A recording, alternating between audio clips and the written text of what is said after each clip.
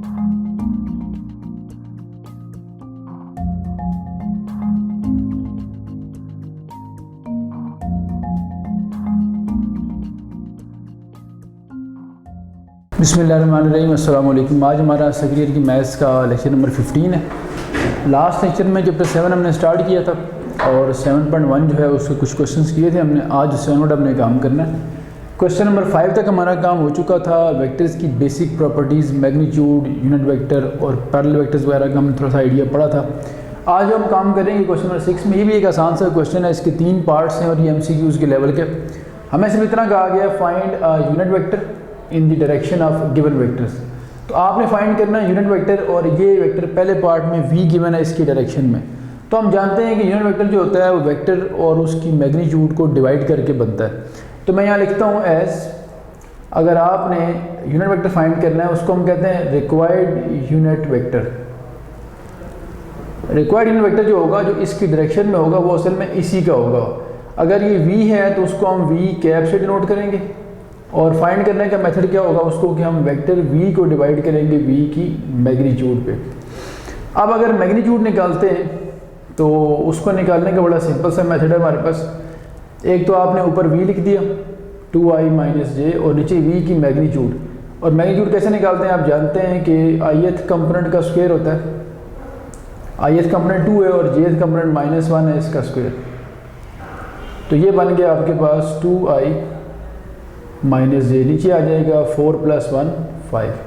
तो ओवरऑल हो गया √5। अब इसको अलग अलग कर दें ताकि रियल जो इसका ith और jth कंपोनेंट वो अलग अलग नज़र आए हमें। तो ये बनेगा 2/√5 i और 1/√5 j। तो ये हमारे पास v कैप बन गया। ठीक हो गया। तो ये सिंपल सा एक क्वेश्चन था। इस क्वेश्चन के करने के बाद आगे तकरीबन 4 क्वेश्चन ऐसे हैं कंसेक्टिव। अगर आप देखें, ये 6 था और 7, 8, 9 और 10 तक, कि जो सारे के सारे आलमोस्ट एक ही टाइप के हैं। इनमें से हम कुछ क्वेश्चंस करते हैं और जो सिमिलर होंगे वो मैं आप पे होमवर्क छोड़ूंगा ताकि आपकी अपनी रिवीजन भी हो जाए और हमारा यहाँ कम से कम टाइम वेस्ट हो। फिर तो क्वेश्चन 7 की तरफ आते हैं इसके बाद। अच्छा जी, क्वेश्चन 7 लिखा है हमने और क्वेश्चन 7 में ये था कि आपको 3 पॉइंट्स गिवन है A, B और C, और इनके कोऑर्डिनेट्स हैं 2, -4, 4, 0 और 1, 6। क्वेश्चन हमारा ये है कि उस समय ये कहा गया use vector method to find the coordinates of D। Vector method से आपने D के कोऑर्डिनेट्स फाइंड करने। अब D कौन सा पॉइंट है उसके बारे में आगे डिस्क्रिप्शन है पहले पार्ट में, कि D ऐसा पॉइंट होगा कि ABC के साथ मिल के ये एक पैरेललोग्राम बनाएगा। तो पहले पार्ट में ABCD एक पैरेललोग्राम है और दूसरे पार्ट में ADBC एक पैरेललोग्राम है। आर्डर जो है उससे फ़र्क पड़ेगा आंसर पे, इसलिए दोनों अलग अलग पार्ट्स हैं। तो दोनों पार्ट्स में से मैं एक पहला पार्ट अटैम्प्ट करता हूँ। सबसे पहले तो आप ये देखें कि जो डाटा हमारे पास गिवन था उसमें हमारे पास A भी था, B भी था और C भी था। तो गिवन अगर हमने यहाँ पहले से लिखा हुआ है तो यहाँ फिर हम स्टार्ट में दोबारा लिखते हैं तभी ठीक है, ना लिखें तभी कोई फ़र्क नहीं। तो A हमारे पास था 2, -4, B हमारे पास है 4, 0 और C हमारे पास है 1, 6। फोर्थ पॉइंट D आपने फाइंड करना है, अननोन। इसको लेट कर लेते हैं, let dx, y be the fourth vertex या फोर्थ पॉइंट कह लें जो अननोन है। वर्टेक्स किस चीज़ का है, पैरेललोग्राम का। और पैरेललोग्राम कौन सी गिवन है आपको, ABCD। तो यहाँ मैं लिखता हूँ as ABCD is a parallelogram. अब यहाँ से असल बात शुरू होती है। अगर तो B पार्ट करेंगे तो देखें उसमें ADBC है, पहले AD है बाद में BC लिखा हुआ है। इसमें ABCD एक तरतीब से है, तो जिस ऑर्डर में ये लिखा होगा उसी ऑर्डर के अकॉर्डिंग डायग्राम बनाई जाएगी। अब मैं एक डायग्राम बनाता हूँ आपको समझाने के लिए। देखें ये एक हम रफ सा स्केच बना लेते हैं पैरेललोग्राम का। अब आप देखें इसमें ये पॉइंट लेट से A है, ये B है, ये C और ये, सिर्फ हमने रफ स्केच किया ताकि हमें आइडिया हो सके। तो अगर ये पैरेललोग्राम है तो पैरेललोग्राम की प्रॉपर्टी आप जानते हैं कि इसकी अपोजिट साइड्स पैरेलल होती हैं और लेंथ में इक्वल होती हैं। इसका मतलब हो गया कि AB और CD या DC दोनों लेंथ में भी सेम है, और अगर डायरेक्शन की बात करें दोनों पैरेलल भी हैं। तो अगर मैं यूँ बना लूँ कि AB वेक्टर और ये DC वेक्टर बना लूँ, तो ये ए बी और डी सी वैक्टर में प्रॉपर्टीज़ क्या है कि इन दोनों की डायरेक्शन भी सेम है और इनकी लेंथ भी सेम है। तो by definition of equal vectors, अगर दो वेक्टर्स की डायरेक्शन भी सेम हो और उनके जो मैग्नीट्यूड है वो भी सेम हो, तो हम ये कहते हैं कि वो दोनों आपस में इक्वल वेक्टर्स हैं। इसका मतलब है कि A B vector D C के इक्वल हो गया। और अगर यहाँ से देखें तो A B C vector A D के इक्वल है, क्योंकि इन दोनों की डायरेक्शन भी सेम है और इन दोनों की मैग्नीट्यूड इन लेंथ भी क्या है, सेम है। तो मैं ये बात ये लिखता हूँ कि अगर ये पैरेललोग्राम है तो डायग्राम से ये बात समझ आ रही है हमें कि वेक्टर ए बी जो है ये इक्वल होगा वेक्टर डी सी के, डायरेक्शन भी दोनों की सेम रखनी है और दोनों की लेंथ भी सेम है। और इसके साथ साथ ए डी जो है, ए डी वेक्टर जो होगा वो बी सी वेक्टर के बराबर होगा। अब आप इन दोनों में से किसी एक कंडीशन को लेके चले, लेट्स से इसकी हम बात करते हैं, कंसीडर वन ऑफ देम, एक कंडीशन कोई सी भी कंसीडर करते हैं। तो A B is equal to D C, ये हम लेके चलते हैं। अब जो ए बी है आपके पास, ए बी फाइंड करना है, तो ए बी आपके पास पॉइंट पड़ा हुआ है, बी भी पड़ा हुआ है। जो लास्ट लेक्चर था हमारा उसमें आपने ये बात नोट की थी कि लास्ट लेक्चर के अंदर हमने 2 पॉइंट से वेक्टर बनाना सीखा था अगर हमारे पास कोऑर्डिनेट्स गिवन हो। इवन 7.1 का जो पहला क्वेश्चन आप देखें तो वो भी यही लिखा हुआ है। तो अब अगर आपने इन ए दो बी दोनों पॉइंट से वेक्टर बनाना है तो वेक्टर बनाने का तरीका क्या होगा, जो मैंने आपको पहले बताया था कि x2 माइनस x1 करते थे हम और y2 माइनस y1। तो कोऑर्डिनेट्स की फॉर्म में देखें ए बी वेक्टर कैसे बनेंगे, यहाँ मैं लिखता हूँ ए और बी में से ये x1 y1 है और ये x2 y2, तो क्या होगा x2 माइनस x1 और इसी तरह y2 माइनस y1। और अगर डी सी की बात करें डी सी, तो उसी डेफिनेशन से देखें x2 माइनस x1 क्या होगा 1 माइनस xi और 6 माइनस y जो है वो j आ जाएगा। अब आप इसको सिंप्लीफाई करें तो ये बनता है 2i प्लस 4j और ये बनता है 1 माइनस xi और ये बनता है 6 माइनस yj। अब हम ये चूँकि ये कहा है कि इक्वल वेक्टर्स हैं, तो by definition of equal vectors अगर दो वेक्टर्स इक्वल हों तो उनके करस्पॉन्डिंग कंपोनेंट्स भी इक्वल होते हैं। अगर ये इक्वल है इसका मतलब है कि उसी वक्त पॉसिबल है जब इसका ith कंपोनेंट इसका ith कंपोनेंट इसके ith कंपोनेंट के इक्वल होगा और इसका jth कंपोनेंट इसके jth के इक्वल होगा। तो कंपेयर कर लेते हैं, इसको लिखते हैं बाय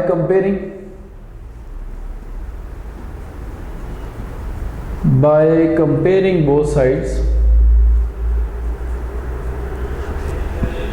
कंपेयर करें तो ith 2 है और इधर ith कौन सा है 1 माइनस x उस तरफ ले जाएं 2 इधर ले आएँ तो 1 माइनस 2 हो जाएगा -1। इसी तरह से अगर इसको देखें तो ये 4 है और यहाँ 6 माइनस y है, अगर y उस तरफ ले जाएं 6 माइनस 4 2 हो जाएगा, x आ गया -1 y आ गया 2। हैंस वो जो x और y थे ये असल में अननोन पॉइंट के कोऑर्डिनेट्स थे। तो अब हमारा जो d पॉइंट था x, y ये बन चुका है -1, 2 एंड दैट वाज रिक्वायर्ड। तो ये एक शॉर्ट क्वेश्चन के लिए 7.1 का इंपॉर्टेंट क्वेश्चन था। अब जो इसका बी पार्ट है ये आपने खुद करना है। बी पार्ट में थोड़ा सा चेंज है कि आप लोगों ने A D B C diagram बनानी है। उसमें यहाँ पे ए रखेंगे आप, इधर डी होगा, इधर बी और इधर सी। ये जो ऑर्डर है ए बी सी डी ये इसके अकॉर्डिंग रखा था हमने, जिस तरह हमें गिवन थी बात। तो अगले वाले पार्ट की मैं डायग्राम से बनाता हूँ। ये जो बी पार्ट है ये आपकी असाइनमेंट है, आपका होमवर्क है, आपने खुद करना है। डायग्राम सिर्फ इस तरह बनानी है कि ये अगर रफ स्केच हम बनाते हैं तो यहाँ ए रखना है, यहाँ डी रखना है, यहाँ बी रखना है और यहाँ सी। और फिर आप देख सकते हैं A D vector C B के बराबर आएगा और D B vector A C के बराबर आएगा। और फिर आपने इस तरह लेके चलना होगा और दोनों में से कोई एक कंडीशन लेके चलते हैं हमें आंसर मिल जाता है। अगर हम इसके थ्रू भी करें तब भी हमें यही आंसर मिलता। तो इसको क्लोज करते हैं। इसका जो मैंने कहा 2 पार्ट थे, एक आप हमने किया और एक आपने खुद करना है। क्वेश्चन 8 अगर आप देखें, इससे जो नेक्स्ट क्वेश्चन है तो वो भी बिल्कुल ऐसा ही है। वहाँ भी आपको 3 पॉइंट्स गिवन है और आपने उसका जो 4th वर्टेक्स है पैरेललोग्राम का वो फाइंड करना है। इसी तरह उसके भी 2 पार्ट्स आपके सामने होंगे। तो अब मेरा ख्याल है इसके बाद अगला जो क्वेश्चन है वो करने की ज़रूरत नहीं। बिल्कुल जो सिमिलर चीज़ें होती हैं फिर उनको बार बार करने की ज़रूरत नहीं होती। वो आपका होमवर्क है, ये भी आप कर सकते हैं और वो भी आप कर सकते हैं। तो नेक्स्ट चलते हैं, देखें अगला क्वेश्चन कौन सा है इसके बाद हमारे पास। अच्छा जी, अब हम आते हैं क्वेश्चन नंबर 9 की तरफ। क्वेश्चन 9 मैंने आप लोगों के सामने लिख दिया है। इसमें है कि ओ ओरिजिन है और कंडीशन है कि O P is equal to A B और इसमें आपको नज़र आ रहा है कि ओ अगर ओरिजिन है तो फिर बाकी 3 पॉइंट्स हैं पी, ए और बी। जैसे आप देखें यहाँ आपके पास 4 पॉइंट्स थे ए, बी, सी, डी और आपने इस कंडीशन से सिंप्लीफाई करके अननोन पॉइंट फाइंड किया था। बिल्कुल वैसे ही क्वेश्चन ये वाला भी है। यहाँ थोड़ा सा काम हमारा इजी इसलिए है कि सिर्फ एक कंडीशन हमें पहले से दे दी गई, जो हमने यहाँ खुद ड्राइव की थी वो पहले से पता है हमें। तो ओ ओरिजिन है, पी आपने फाइंड करना है। उसने कहा कि find the coordinates of P, तो पी को मैंने लेट कर लिया, let P X Y be the required point. A और बी आपके पास क्वेश्चन में गिवन है -3, 7 और 1, 0। तो इन चारों में से 3 पॉइंट्स हमें नॉन है, एक ओरिजिन 0, 0, एक ए, एक बी और पी हमारा जो फोर्थ है वो अननोन है। तो शुरू करते हैं बात। हमेशा गिवन चीज़ से बात स्टार्ट करते हैं। गिवन ये था आपके पास कि ओ पी जो है ये इक्वल है ए बी के। तो आप जानते हैं ओ पी का मतलब है पी का पोजीशन वेक्टर, और लास्ट क्लास में हमने पढ़ा था कि किसी पॉइंट का जब आप फाइंड करते हैं पोजीशन वेक्टर तो कोई इतना बड़ा काम नहीं होता, सिर्फ एक्स कंपोनेंट के साथ आपने आई लिखना होता है और वाई कंपोनेंट के साथ आपने जे लिखना होता है। ये method particularly position vector find करने के लिए हमने अडॉप्ट किया था और यही प्रॉपर वे भी है। ए बी फाइंड करने के लिए वही रूल है जिस तरह हमने 7.1 का पहला क्वेश्चन किया था, x2 माइनस x1 यानी 1 माइनस माइनस प्लस 3 हो जाएगा, और y2 माइनस y1। तो ये बन गया xi प्लस yj, और ये बन गया 4i माइनस 7j। लेकिन जी अब जिस तरह हम यहाँ पहुँचे थे और हमने कंपैरिजन किया था, तो ये भी दो इक्वल वेक्टर्स हैं, और by definition of equal vectors अगर 2 वेक्टर्स इक्वल हों तो उनके करस्पॉन्डिंग कंपोनेंट्स भी इक्वल होते हैं। तो कंपेयर करते हैं, comparing both sides, comparing both sides. तो x किसके इक्वल आएगा भाई? x इक्वल आ जाएगा 4 के और y इक्वल आ जाएगा -7 के। हैंस x और y असल में क्या था? x और y हमारा अननोन जो पॉइंट है उसके कोऑर्डिनेट्स थे। तो अब हम कह सकते हैं कि जो हमारा p पॉइंट था x, y ये हो गया p 4, -7। इसी तरह अगर आप देखें तो इसके बाद एक और भी क्वेश्चन आपको मिलेगा, बुक आपके सामने होगी। अगर आप क्वेश्चन 11 देखें इसके बाद तो वो बिल्कुल ऐसा ही है। क्वेश्चन 11 में इसी तरह जिस तरह ये AB = DC लिखा हुआ है, वहाँ AB = CD लिखा होगा, और वहाँ पे भी आपको 3 पॉइंट्स गिवन होंगे, एक पॉइंट आपने फाइंड करना होगा। तो मैंने पहले कहा था कि क्वेश्चन 7, 8, 9, 10 यानी इससे जो ऑनवर्ड क्वेश्चन 4 या 5 बनते हैं ये एक ही तरह के क्वेश्चन हैं सारे। तो इससे पहले हमने ये क्वेश्चन किया और इसके साथ ये लिंक था, ये भी हो गया। 8वां भी ऐसे ही था। 11 अब आप इसकी बेस पे खुद कर सकते हैं, और मैं अब आपको क्वेश्चन 10 करवाता हूँ, जो इसमें हमने पैरेललोग्राम यूज़ नहीं करनी, प्रूव करनी है। क्वेश्चन 9 में और इससे पिछले क्वेश्चन में आप देखें तो कंडीशन हमें गिवन थी और हमने उसकी बेस पे कोऑर्डिनेट फाइंड किए। अब हमें क्वेश्चन 10 के अंदर पैरेललोग्राम प्रूव करनी होगी। तो एक बार आप लोग पढ़ लें, मैं बोर्ड पे आप लोगों के सामने लिख देता हूँ। अच्छा, बात हम शुरू करते हैं जी। इसमें क्वेश्चन 10 के अंदर हमें ये कहा गया है कि A, B और C, D 4 आपको दिए हुए पॉइंट्स, और इन चारों पॉइंट्स की बेस पे आपने प्रूव करना है कि जो ABCD है, इन चारों पॉइंट्स से जो डायग्राम बनती है ये पैरेललोग्राम होनी चाहिए। तो ये मैंने एक स्केच रफ सा बनाया है कि अगर हम पैरेललोग्राम शो करना चाहते हैं, अगर ये पैरेललोग्राम बनती है तो आप देखें फिर AB वेक्टर DC वेक्टर के साथ इक्वल वेक्टर होना चाहिए और BC वेक्टर AD के साथ इक्वल होना चाहिए। अगर ये इक्वल है तो इसका मतलब पैरेललोग्राम है, और अगर इनमें से कोई एक कंडीशन भी पूरी नहीं हो तो ये पैरेललोग्राम नहीं होगी। तो शुरू करते हैं बात। हम लिखेंगे सबसे पहले यही 4 जो है इनको फाइंड करेंगे, तो आ जाएगा हमारे पास सबसे पहले AB। A से B की तरफ वेक्टर आपने बनाना है, और आप जानते हैं कि 2 पॉइंट्स से वेक्टर कैसे बनाया जाता है। ये उसकी एक एप्लीकेशन आपके सामने है। AB से आपने वेक्टर बनाया था x2 - x1 वाले फार्मूले से। तो ये AB आपके पास है, तो कैसे बनेंगे वेक्टर? देखें, x2 - x1 that is A - 0 I, और y2 - y1 j। तो ये तो चलो 0 - 0 0 हो जाएगा, सिर्फ यही बचेगा आपके पास AI। ये किसकी वैल्यू आ गई? AB की। अब हम ये एक्सपेक्ट कर रहे हैं कि अगर ये पैरेललोग्राम है तो जो DC है उसका भी यही आंसर आना चाहिए। अब मैं DC कैलकुलेट करता हूँ, एंड DC, अब D से देखें D यहाँ पे है और C ये है, तो D से C की तरफ वेक्टर बनाना है आपने। तो x2 - x1 करें तो C के कोऑर्डिनेट्स x2 y2 होंगे। तो x2 - x1 करें, देखिए ये होगा B - B फिर -A, तो b minus B minus minus plus A हो जाएगा, और c माइनस सी जो है वो 0 हो जा रहा है। तो ये b से क्या हो गया कैंसिल, तो आपके पास सिर्फ ये ए आई बचेगा और सी से कटेगा, जिस तरह वहाँ आपने देखा था 0 हुआ था, तो ये 0 हो जाएगा, 0 लिखने की ज़रूरत नहीं है। तो सिर्फ आपके पास क्या रह गया, देख लें ए बी भी ए आई है और डी सी भी आपके पास ए आई के बराबर है। दिस इम्प्लाइज हाफ हमने प्रूव कर दिया है कि A B is equal to D C. इसको हम क्या देते हैं इक्वेशन 1 या कंडीशन 1 भी कह सकते हैं। अब हम आते हैं सेकंड पे। अब ए डी हमने बी सी के बराबर शो करना है, वो देख लेते हैं। आल्सो ए डी की बात करते हैं, ए ये है और डी आपके पास एंड में है, तो क्या होगा x2 माइनस x1 ये आ जाना है, और y2 माइनस y1। तो x2 माइनस x1 किया, y2 माइनस y1 किया, और इसके साथ क्या आ जाएगा j। लेकिन जी ये बनता है आपके पास 0 का कोई इफेक्ट नहीं होगा, तो b माइनस ए आई और सी जे, ये आ गया ए डी। अब ए डी के साथ किसकी बारी है अभी, ए डी के साथ हमने बी सी बराबर करना है, तो इसके साथ अब बी सी कैलकुलेट करके देखते हैं। बी सी कैलकुलेट कर आपने करना है, तो देखें बी ये आपके पास और सी ये है। अब मैं इसको देखो, ये बी से लेकर सी तक टर्म बनाना है आपने, तो x2 माइनस x1 क्या बनेगा, देखें b माइनस ए आई और y2 माइनस y1 करें c माइनस 0 j।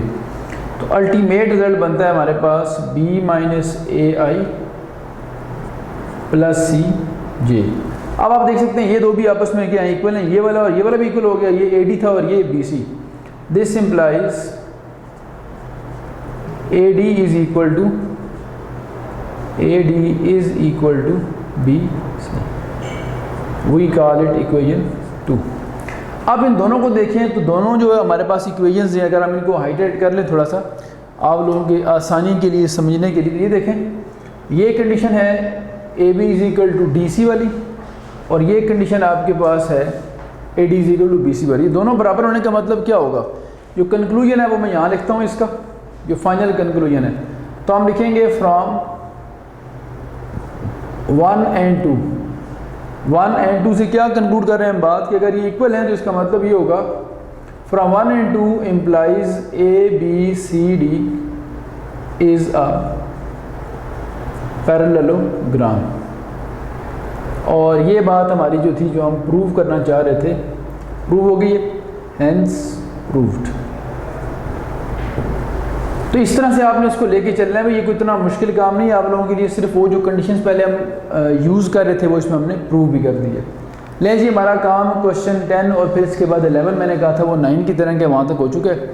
अब हम आते हैं क्वेश्चन 12 पे, और क्वेश्चन 12 से पहले हम एक थ्योरम पढ़ेंगे, एक फार्मूला होगा हमारे पास, उस थ्योरम की बेस पे वो हमने सीखना होगा, जिसे हम रेशो फार्मूला कहते हैं। तो लिख लेते हैं उसको भी पहले। अच्छा जी, रेशो फार्मूले की अगर हम प्रिसाइज डिस्कशन करें, क्योंकि हम जानते हैं कि हम यहाँ मैथमेटिकल प्रॉपर्टीज़ पढ़ते हैं और बहुत ज़्यादा डेप्थ में जाने की हमें ज़रूरत नहीं होती।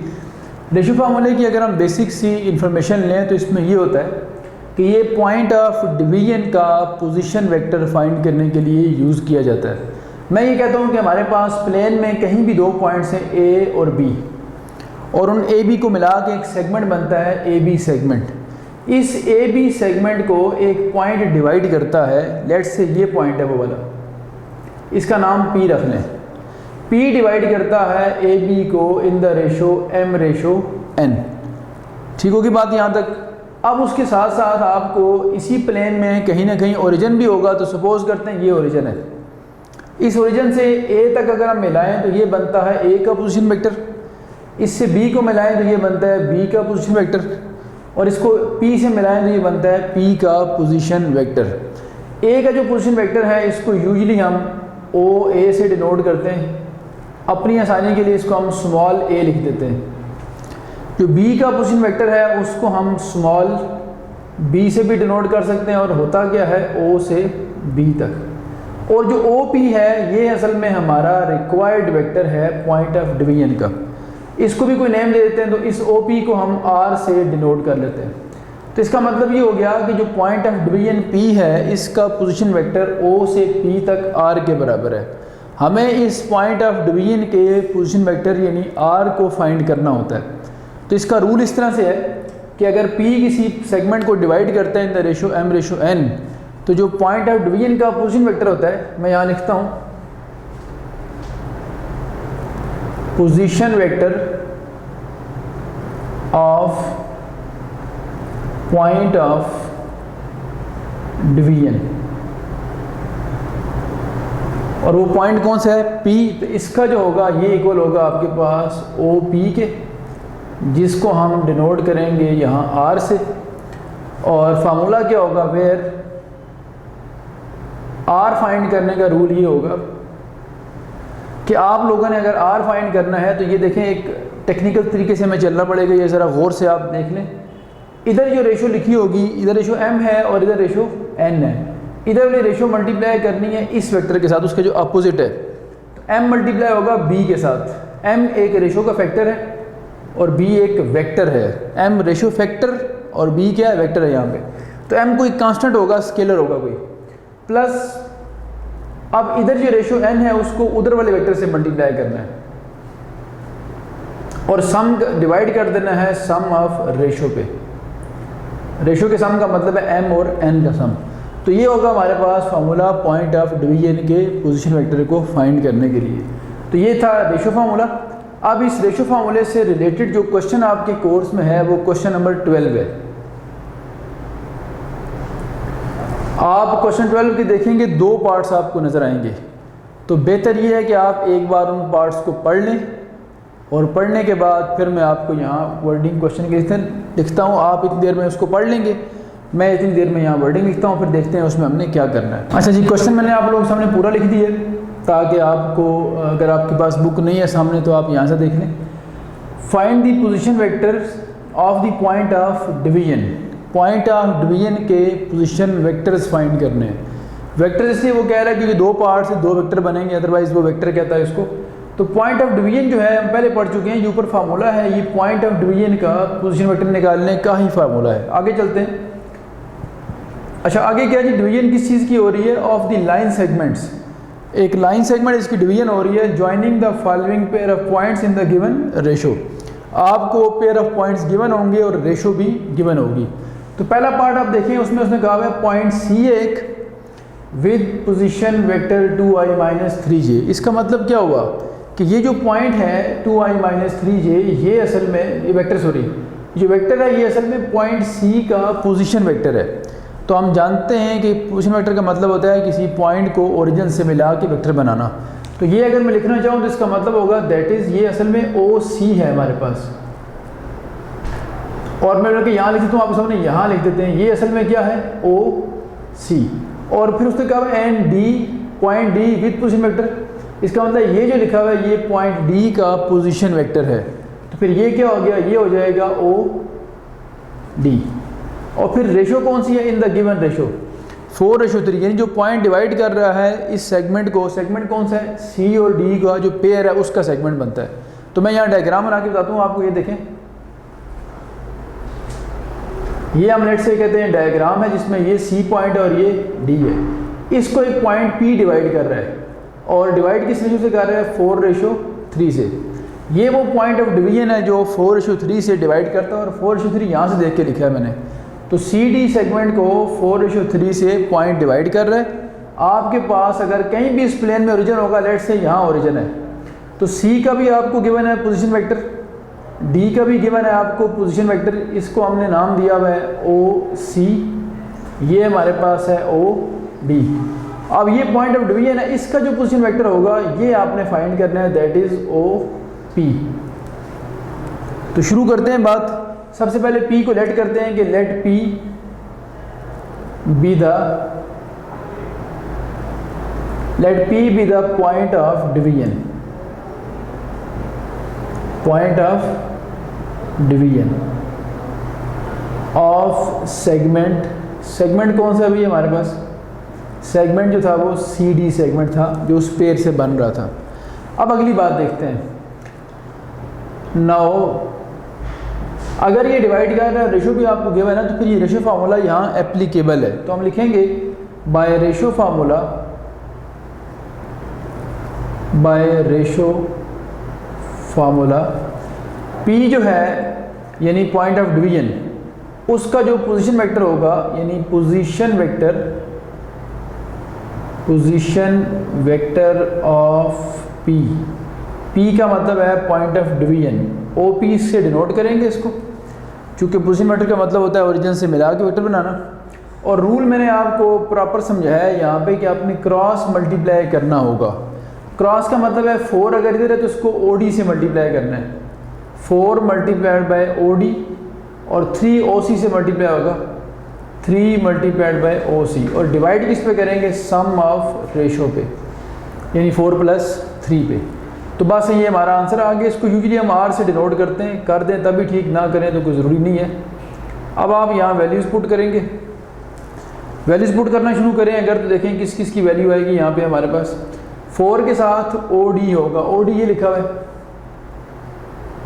3i + 2j, और 3 के साथ OC होगा, OC ऊपर लिखा हुआ है 2i - 3j, और divided by sum of ratio कितना आ गया, 7। अब आगे चलते हैं भाई, देखें ये मल्टीप्लाई करें, 4 3 = 12, 4 2 = 8, 3 2 = 6, 3 3 = 9। अब जो वेक्टर्स की एडिशन होती है, ith में ऐड या सब्ट्रैक्ट होता है, और jth कंपोनेंट jth में ऐड या सब्ट्रैक्ट होता है। तो 12i + 6i टोटल हो जाएगा 18, तो ये हो जाएगा 18i, 12 + 6 18 हो गया, और 8j - 9j जो होगा 8 - 9 - 1 बचेगा, और इसको अगर अलग अलग कर दें प्रॉपर तो ये बनता है 18/7i - 1/7j, that is the required position vector of the point of division. इसके दो पार्ट से, सेकंड पार्ट उम्मीद है आप लोग खुद कर सकते हैं, वो खुद कर लीजिएगा, वो आसान सा है, ये मैंने पहले करवा दिए। तो रेशो फार्मूले का सिर्फ एक ये क्वेश्चन 12 भी था, इसके 2 पार्ट्स थे, इसके अलावा इसका प्रूफ भी हम करेंगे। लेकिन वो चैप्टर का जो आपने चैप्टर 1 में भी हमारी रूटीन देखी है कि हमारी जो मेरा अपना जो मेथड है वो ये होता है कि मैं पहले एक्सरसाइजेस फोकस करता हूँ। जब आप एक्सरसाइजेस सॉल्व कर लेते हैं और थोड़ा सा फेमिलियर हो चुके होते हैं थ्योरम्स के साथ या एग्जांपल्स के साथ, तो उसके बाद हम एग्जांपल्स प्रूफ करते हैं, वो फिर आप लोगों के लिए आसान होती हैं। चैप्टर 7 जब कंप्लीट हो जाएगा तो उसके बाद जो एग्जांपल्स या थ्योरम्स होंगे वो हम साथ साथ करते जाएंगे। तो यहाँ इसको क्लोज करते हैं। अब आगे चलते हैं क्वेश्चन नंबर 13 पे। अच्छा जी, जो आखिरी 2 क्वेश्चंस रह गए हैं उन 2 को सॉल्व करने से पहले हम एक डेफिनेशन पढ़ते हैं जो उन 2 में यूज़ होगी, और वो डेफिनेशन है पैरेलल वेक्टर्स की। तो पैरेलल वेक्टर्स ग्राफिकली तो आप समझते हैं कि जिन 2 वेक्टर्स की डायरेक्शन सेम हो उन्हें हम कहते हैं कि वो पैरेलल वेक्टर्स हैं। मैग्नीट्यूड बेशक सेम हो या ना हो, सिर्फ डायरेक्शन सेम हो तो हम कहते हैं वो पैरेलल हैं।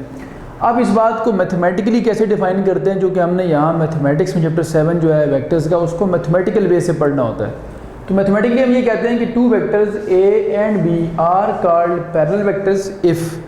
कब कहेंगे पैरेलल इसको? If A = K time B। अगर एक वेक्टर A दूसरे वेक्टर का कोई स्केलर मल्टीपल हो, K इसमें क्या है? एक स्केलर है। स्केलर मैथ्स में कहते हैं नॉन ज़ीरो रियल नंबर को, यानी ऐसा रियल नंबर जो ज़ीरो ना हो, नेगेटिव भी हो सकता है, पॉजिटिव भी हो सकता है। तो अगर आप 2 वेक्टर्स के दरमियान इक्वलिटी डेवलप कर सकते हैं किसी भी स्केलर की प्रेजेंस में, तो इसका मतलब होगा कि ये आपस में पैरेलल वेक्टर्स हैं।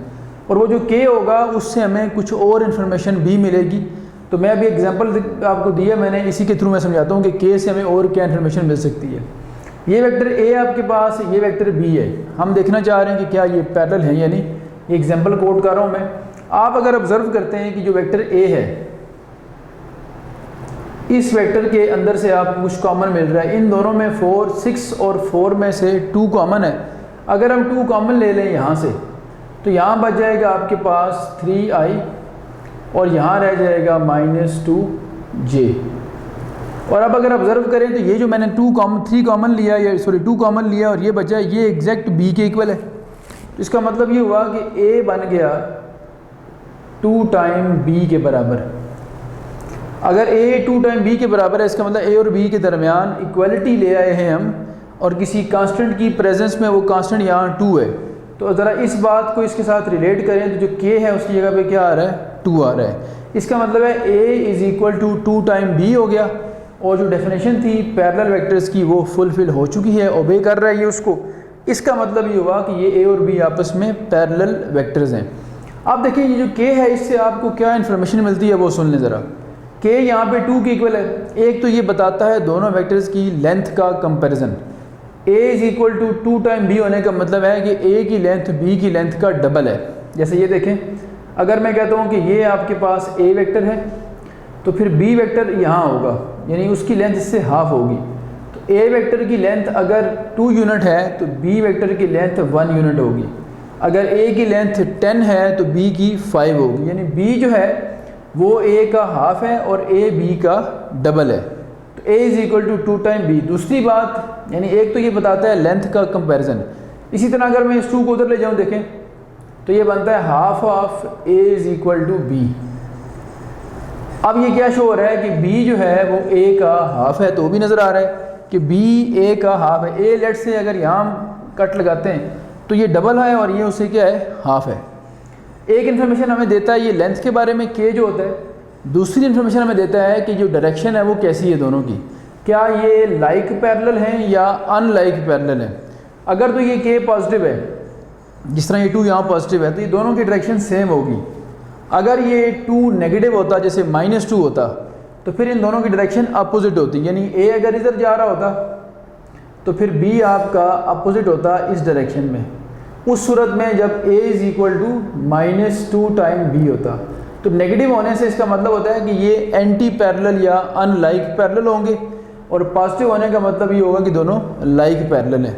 इसका मतलब ये हुआ कि K हमें 2 बातें बताएगा, एक लेंथ के बारे में और एक डायरेक्शन के बारे में, कि वो अनलाइक है या लाइक पैरेलल है। इस डेफिनेशन को यूज़ करते हैं क्वेश्चन नंबर जो उससे नेक्स्ट बनता है 12 हमने किया है। बीच में बुक में आप देखेंगे सेकेंडरी की बुक में, तो क्वेश्चन नंबर 12 के बाद 13 मिसिंग है, वो प्रिंटिंग में नहीं है।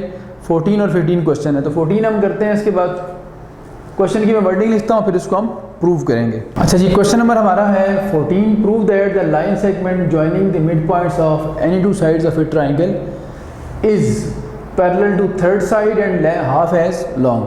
ये आपका 10th में 9th में एक थ्योरम भी हुआ करता था, और ये एक स्टैंडर्ड रिजल्ट है कि किसी भी ट्राइंगल के दो साइड्स के मिड पॉइंट्स को आपस में मिलाएं तो जो सेगमेंट बनता है वो हमेशा थर्ड साइड के पैरेलल होता है और लेंथ में उससे हाफ होता है। तो एक रफ सा स्केच इसका बना लेते हैं ताकि हमें ये आइडिया पूरी तरह क्लियर हो जाए कि किस तरह ये होता है। आप अपनी आसानी के लिए एक रफ स्केच करते हैं। ये लेट से एक ट्राइंगल मैंने ले ली और मैं इसको कहता हूँ ये ABC एक ट्राइंगल है। अब इसकी कोई सी 2 साइड के मिड पॉइंट लें, लेट से AC का मिड ले लेते हैं और BC का मिड ले लेते हैं। इन दोनों मिड को आपस में ज्वाइन करने के लिए मैं डिफरेंट कलर यूज़ करता हूँ, इसको हम रेड कलर से शो करते हैं। तो ये जो लाइन शो की है मैंने रेड कलर से, ये असल में उस लाइन की बात हो रही है। इसका उसने हमें कहा था कि वो लाइन सेगमेंट जो कैसे बनाना है, joining the mid points of 2 sides of triangle. तो ट्राइंगल की 2 साइड्स के मिड पॉइंट्स को आपस में ज्वाइन किए, इनके भी नाम रख लेते हैं। ABCs को कहा हुआ, जिसको आप P और Q कह दें। अब ये जो सेगमेंट बना हुआ है जो रेड कलर से शो हो रहा है, ये आप देखने में भी नज़र आ रहा है कि ये थर्ड साइड के पैरेलल है। तो मैं अगर डायरेक्शन शो करूँ लेट से, तो ये नज़र आएगा कि AB और PQ आपस में क्या है, पैरेलल है, और लेंथ जो PQ की होगी वो AB की लेंथ का हाफ होगी। तो ये हमने पैरेलल शो करने, अभी हम डेफिनेशन पढ़ चुके हैं कि 2 वेक्टर्स पैरेलल तब आते हैं जब उनके दरमियान इक्वालिटी आती है किसी स्केलर की प्रेजेंस में। तो अगर हम AB और PQ के दरमियान इक्वालिटी ले आते हैं तो ये बात शो हो जाएगी कि आपस में ये पैरेलल वेक्टर्स हैं। और उसके बाद लेंथ भी हम यहाँ से शो कर सकते हैं कि लेंथ भी इसकी हाफ होनी चाहिए। तो ये नज़र भी आ रहा है कि PQ AB का हाफ है, और ये वेरीफाई भी हम करते हैं। तो जनरल प्रूव करना हो तो जनरल ट्राइंगल लेनी पड़ती है। तो जनरली हम यूँ लेट करेंगे, we consider a triangle ABC। चूँकि आप जब वेक्टर अलजेब्रा में काम करते हैं तो फिर आपको वेक्टर्स के थ्रू ही सॉल्व करना होता है। तो एक ट्राइंगल आपने ली और उसके बारे में आप बताते हैं कि सच दैट ये ऐसी ट्राइंगल है, सच दैट पोजीशन वेक्टर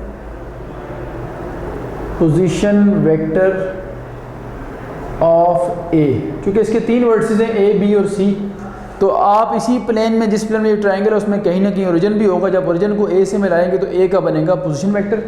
इसको हम OA से भी डिनोट कर सकते हैं या इसको स्मॉल a भी लिखते हैं। इसी तरह position vector of B vertex, ये हो जाएगा स्मॉल बी। फिर पोजीशन वेक्टर ऑफ सी, ये हो जाएगा ओ सी, दैट इज़ स्मॉल सी। अब देखिए तीनों साइड्स, तीनों वर्सेस के आपके साथ आगे हैं पोजीशन वेक्टर्स।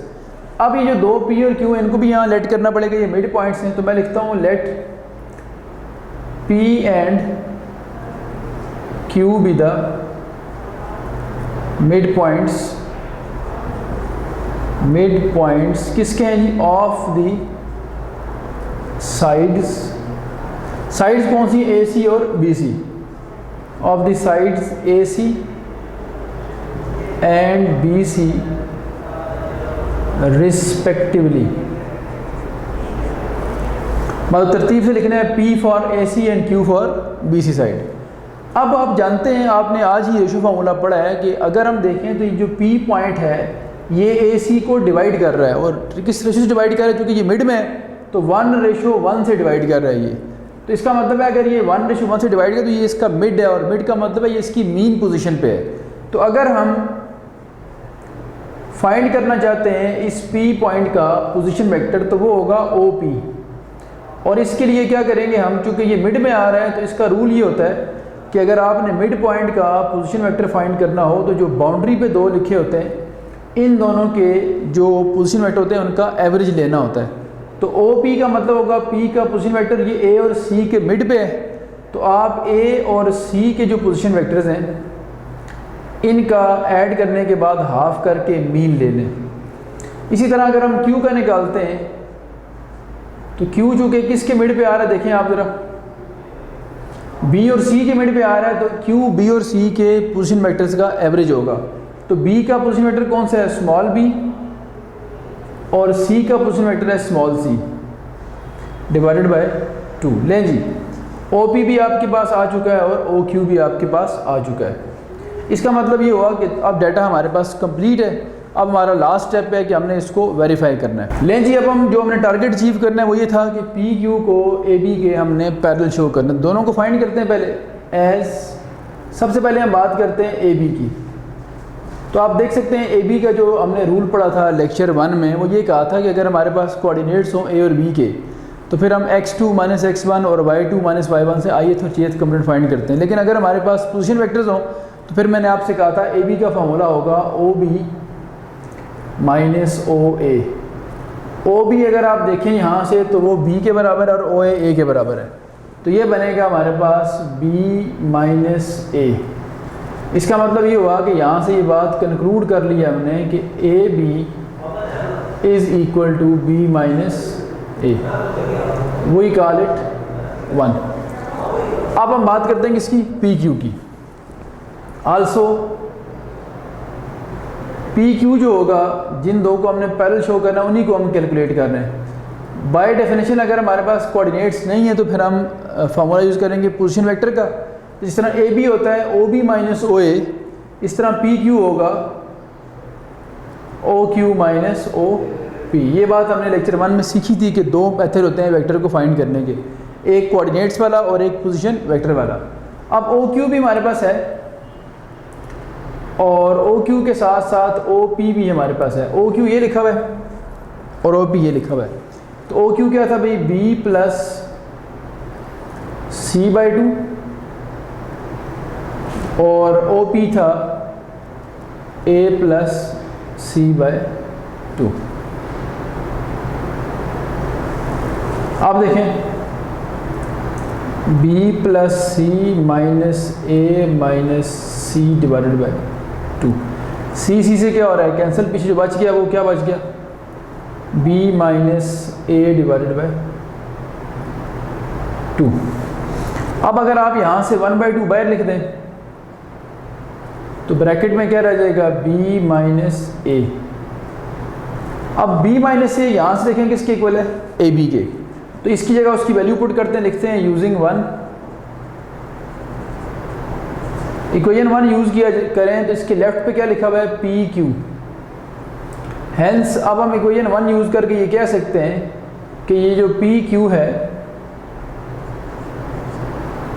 PQ वेक्टर बन रहा है हमारे पास हाफ ऑफ B - A की जगह उसकी वैल्यू क्या आ जाएगी? AB। तो यहाँ आ जाएगा AB। अब आप देखें जो हमने डेफिनेशन पढ़ी थी इक्वल वेक्टर्स पैरेलल वेक्टर्स की हमने जो डेफिनेशन पढ़ी थी वो ये थी कि दो वेक्टर्स के दरमियान इक्वालिटी आ जाए किसी कांस्टेंट के होते हुए, किसी स्केलर के होते हुए, तो हम कहते हैं कि वो आपस में पैरेलल हैं। देख लें पी क्यू और ए बी इक्वल हो गए और वो जो स्केलर बीच में रोल प्ले कर रहा है वो ये 1/2 है। इसका मतलब है डेफिनेशन पूरी हो चुकी है और हम कह सकते हैं कि ये दोनों आपस में पैरेलल वेक्टर्स हैं। अब मैं लिख रहा हूँ this implies P Q is parallel to A B. Furthermore एक चीज़ और है, वो ये है कि आपको दो बातें शो करनी थी, एक तो पैरेलल और एक लेंथ बतानी थी कि पी क्यू की लेंथ ए बी की लेंथ का हाफ होगी। तो मैंने आपसे पहले भी कहा था कि ये जो स्केलर होता है ये दो इन्फॉर्मेशन देता है हमें, एक डायरेक्शन की और एक लेंथ के कंपैरिजन की। तो ये नज़र आ रहा है कि पी क्यू वेक्टर हाफ है ए बी का, तो इसका मतलब है पी क्यू की लेंथ ए बी की लेंथ का हाफ होगी। तो ये बात हम यहाँ लिख देते हैं। आल्सो इन दोनों तरफ आप मैग्नीट्यूड अप्लाई करके देखें तो पी क्यू की मैग्नीट्यूड हाफ होगी किसकी मैग्नीट्यूड का, ए बी की मैग्नीट्यूड का। तो ये दोनों तरफ हमने मैग्नीट्यूड अप्लाई कर दी। मैग्नीट्यूड जो है वो नेगेटिव नंबर्स पे या वेक्टर क्वांटिटी पे अप्लाई होती है, तो 1/2 वेक्टर भी नहीं है और नेगेटिव भी नहीं है, तो मैग्नीट्यूड सिर्फ इन दोनों पे अप्लाई हुई है। ये शो कर रहा है कि पी क्यू की लेंथ ए बी की लेंथ का हाफ है, तो पैरेलल भी शो हो गया और लेंथ भी हाफ शो हो गई। इसका मतलब है सारा का सारा काम हो चुका है, हैंस प्रूव्ड। तो यहाँ तक इसको आज क्लोज करते हैं। एक क्वेश्चन बच गया है, वो इंशाल्लाह नेक्स्ट क्लास में करेंगे। इसको आप अच्छी तरह तैयार कीजिएगा, जो आपके प्रॉब्लम्स हो वो आप जूम की जो लाइव आपकी क्लास होती है डिस्कशन की उसमें डिस्कस कीजिएगा। आज तक के लिए इतना काफ़ी है। अल्लाह हाफ़िज़।